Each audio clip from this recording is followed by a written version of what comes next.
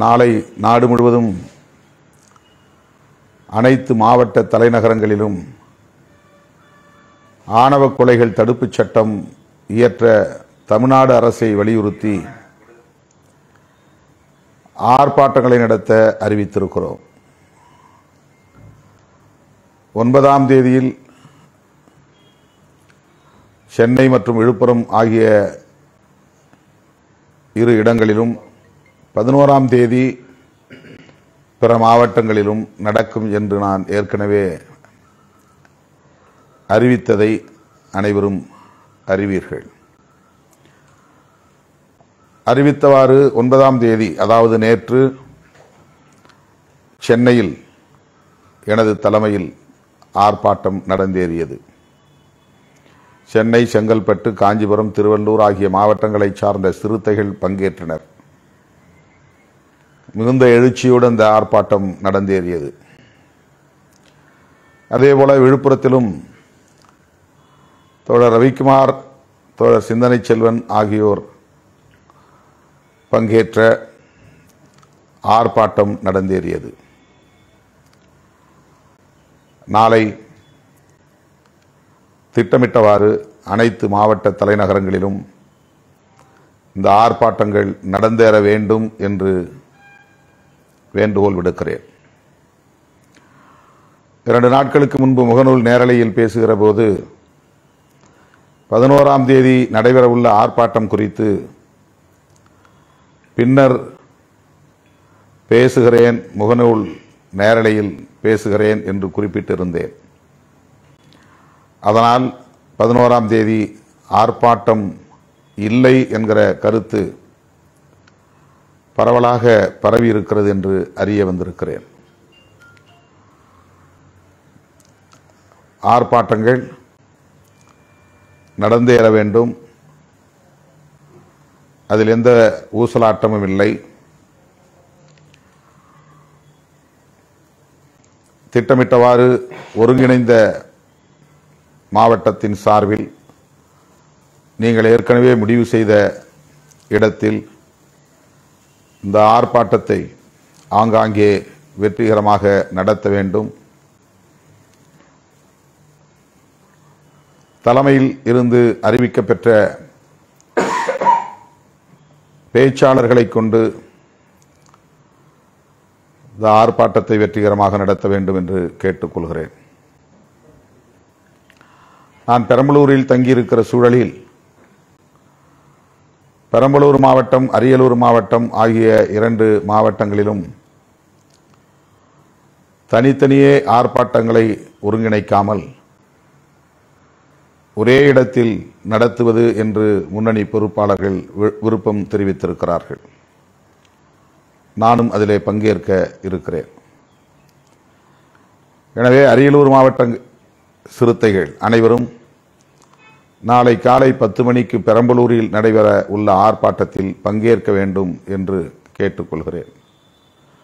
அதாவது பெரம்பலூர் மாவட்டம், அரியலூர் மாவட்டம் ஆகிய இரு மாவட்டங்களைச் சார்ந்த விடுதலை சிறுத்தைகள் அனைவரும் 11ஆம் தேதி காலை 10 மணி அளவில் பெரம்பலூர் நகரில் எனது தலைமையில் நடைபெறும் ஆர்ப்பாட்டத்தில் பங்கேற்க வேண்டும் என்று கேட்டுக்கொள்கிறேன். மேடைகளில் பேசக்கூடிய தோழர்கள் திருச்சிராப்பள்ளியில் நடைபெற்ற மதச்சார்பின்மை காப்போம் பேரணியில் நிறைவேற்றிய தீர்மானங்கள் குறித்து மட்டுமே விளக்கி பேச வேண்டும். நடப்பு அரசியல் குறித்து பேசுகிறோம் என்கிற பெயரில் நம்முடைய தலைப்பை மீறி, கருப்பொருளை மீறி வேறு எதையும் பேசும் நிலை ஏற்பட்டுவிடக்கூடாது. குறிப்பாக நேற்றும் இன்றும் திரு எம்ஜிஆர் அவர்களை பற்றியும் செல்வி ஜெயலலிதா அம்மையார் அவர்களை பற்றியும் நான் அவமதிக்கும் வகையில் பேசிவிட்டேன் என்கிற கருத்துக்களை பரப்பி வருகிறார்கள். அதற்கு எதிர்வினையாற்றுகிறோம் என்கிற பெயரில் இயக்கத் தோழர்கள் சமூக ஊடகங்களில் எதனையும் பதிவிட வேண்டாம், பதிவிடக்கூடாது. அதேபோல நாளை நடைபெறவிருக்கிற ஆர்ப்பாட்டங்களிலும் திரு எடப்பாடி பழனிசாமி அவர்களுக்கோ அல்லது அதிமுகவின் முன்னணி தலைவர்களுக்கோ பதில் சொல்லுகிறோம் என்கிற பெயரில் எதையும் பேசக்கூடாது என்று கேட்டுக்கொள்கிறேன். அது தொடர்பாக ஏதேனும் விளக்கம் ஊடகங்களில் எதிர்பார்த்தால் அந்த விளக்கத்தை தருவதற்கு நான் தயாராக இருக்கிறேன். இயக்கத் தோழர்கள் யாரும் அது குறித்து எந்த விளக்கத்தையும் தர வேண்டாம் அல்லது எதிர்வினையும் ஆற்ற வேண்டாம். எந்த தலைவரையும் நாம் குறைத்து மதிப்பிட்டதில்லை, அவமதிக்கும் நோக்கமும் நமக்கு இல்லை. கலைஞருடைய நினைவேந்தல் நிகழ்வில் பேசுகிற போது கலைஞர் எத்தகைய சவால்களை எதிர்கொள்ள நேர்ந்தது என்று நான் விளக்கினேன். என்னுடைய தனிப்பட்ட கருத்து என்கிற அடிப்படையில் தான் அதனை நான் முன்வைத்தேன். தமிழ்நாட்டு அரசியலில் கருணாநிதி எதிர்ப்பு என்பது ஒரு மையப் பொருளாகவே சுழன்று வந்து கொண்டிருக்கிறது. அண்ணா உயிரோடு இருந்த காலத்திலேயே அன்றைய காங்கிரசார் கலைஞரைத்தான் குறிவைத்தார்கள், அண்ணாவை குறிவைக்கவில்லை, பெரியாரை குறிவைக்கவில்லை. புதுச்சேரியிலும் கோட்டூர்புரத்திலும் அன்றைக்கு காங்கிரசாரால் தாக்கப்பட்டவர் கலைஞர். அப்போதிருந்தே கலைஞருக்கு எதிரான அரசியல் தொடங்கிவிட்டது என்று நான் என்னுடைய உரையில் குறிப்பிட்டேன். அண்ணா மறைவுக்கு பிறகு திமுக தலைமை பொறுப்பை அவர் ஏற்ற நிலையில் அவரை எதிர்த்து யார் யார் களமிறங்கினார்கள், எப்படி அவருக்கு எதிரான அரசியல் இங்கே கட்டமைக்கப்பட்டது என்று விளக்கி பேசுகிற போது அவரை ஏன் அப்படி எதிர்த்தார்கள், அதற்கு யார் பின்னணி என்பதையும் விளக்கினேன். அவர் பெரியார் அரசியலைத்தான் பேசினார், அண்ணா பேசியதைத்தான் பேசினார். ஆனால் பெரியாருக்கு அல்லது அண்ணாவுக்கு எதிராக விமர்சிப்பவர்கள் அவ்வளவு இல்லை. கலைஞரை விமர்சித்தவர்கள் தான் அதிகம். அதற்கு காரணம் அதிகார பீடத்தில் அமர்ந்து கொண்டு பெரியாரியத்தை பேசிய துணிச்சல்காரர் கலைஞர். அதிகார பீடத்தில், ஆட்சி அதிகார பீடத்தில் இருந்து கொண்டே அண்ணாவின் அரசியலை இன்னும் ஆழமாக பேசியவர் கலைஞர்.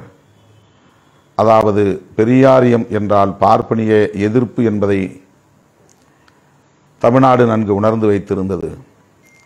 அந்த பார்ப்பனியத்தை எதிர்ப்பதில் அவர் உறுதியாக இருந்ததனால் அவருக்கு எதிரான அரசியல் தொடர்ந்து இங்கே கட்டமைக்கப்பெற்றது என்பதைத்தான் நான் விளக்கி சொன்னேன். இன்றைக்கும் பலரும் கலைஞரைத்தான் கடுமையாக விமர்சிக்கிறார்கள். ஆனால் எம்ஜிஆர் அவர்களையோ ஜெயலலிதா அம்மையார் அவர்களையோ யாரும் விமர்சிப்பதில்லை. திராவிட அரசியலை எதிர்க்கிறோம் என்றால் திமுக, அதிமுக ஆகிய இரண்டு கட்சிகளையும் விமர்சிக்க வேண்டும். அவ்வாறு அவர்கள் பெரிதாக அதிமுகவை விமர்சிப்பதில்லை, எம்ஜிஆர், ஜெயலலிதா அம்மையார் ஆகியோரை விமர்சிப்பதில்லை. திராவிட எதிர்ப்பு என்றாலே அது கருணாநிதி எதிர்ப்பு என்கிற அடிப்படையில் தான் அது பரிணாமம் பெற்றிருக்கிறது என்று விளக்கி பேசுகிற போது நானும் தொடக்கத்தில் கலைஞரை கடுமையாக விமர்சித்திருக்கிறேன். கருணாநிதி எதிர்ப்பு என்பதுதான் என்னுடைய அரசியலாகவும் தொடக்கத்தில் இருந்தது என்று அந்த கூட்டத்தில் சுய விமர்சனம் என்கிற அடிப்படையில் திமுகவினர் முன்னிலையிலேயே பேசினேன். ஆனால் இன்றைக்கு எல்லோரும் நான் எம்ஜிஆர் அவர்களையும் ஜெயலலிதா அம்மையார் அவர்களையும் அவமதிக்கும் நோக்கில் பேசிவிட்டதை போன்ற ஒரு தோற்றத்தை ஏற்படுத்துகிறார்கள்.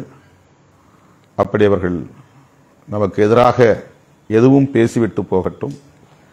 என் உயிரின் உயிரான விடுதலை சிறுத்தைகள் அதற்கு எதிர்வினை ஆற்ற வேண்டாம். குறிப்பாக நாளை நடைபெறவிருக்கிற ஆர்ப்பாட்டங்களில் கூட யாரும் அது குறித்து பேச வேண்டாம் என்பதை ஒரு வேண்டுகோளாக நான் முன்வைக்கிறேன்.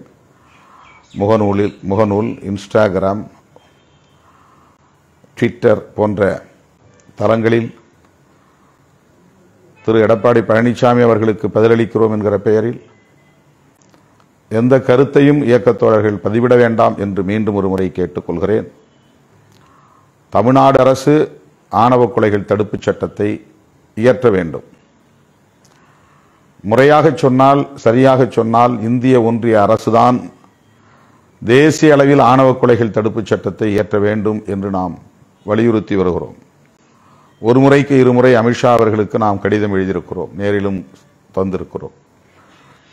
2018ஆம் ஆண்டு உச்சநீதிமன்றம் வழங்கிய தீர்ப்பில் இந்திய ஒன்றிய அரசுக்கே நேரடியாக ஆணையிட்டிருக்கிறது. இது தொடர்பான சட்டத்தை கொண்டு வர வேண்டும் என்று கூறியிருக்கிறது. தடுப்பு நடவடிக்கைகளை மேற்கொள்ள வேண்டும், அதற்கு என்னென்ன செய்ய வேண்டும், நிவாரண நடவடிக்கைகளை மேற்கொள்ள வேண்டும், அதற்கு என்னென்ன செய்ய வேண்டும் என்பது குறித்தெல்லாம் உச்சநீதிமன்றம் வழிகாட்டி இருக்கிறது. ஆனால் எந்த மாநில அரசும் அதை பின்பற்றுவதில்லை.